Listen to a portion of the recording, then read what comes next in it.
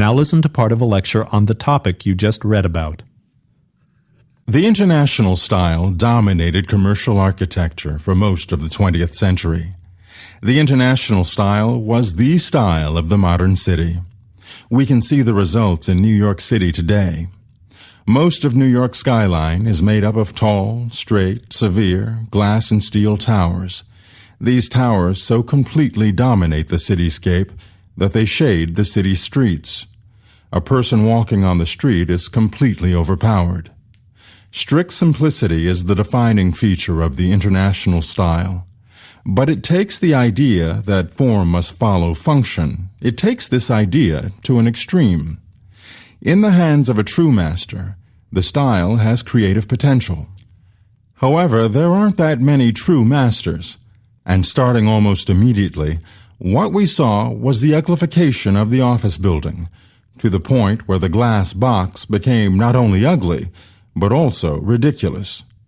The international style started an explosion of cheap imitations.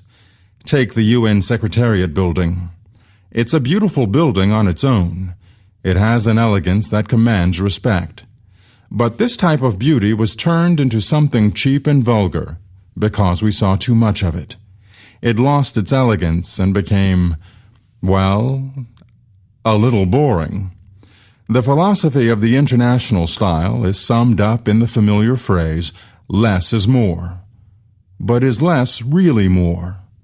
Less is more inspired thousands of starkly simple buildings.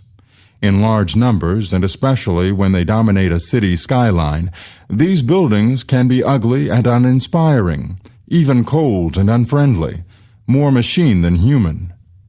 Critics of the international style saw its ugliness very early on. The glass box received a great deal of negative criticism, not only from the public, but also from professional architects.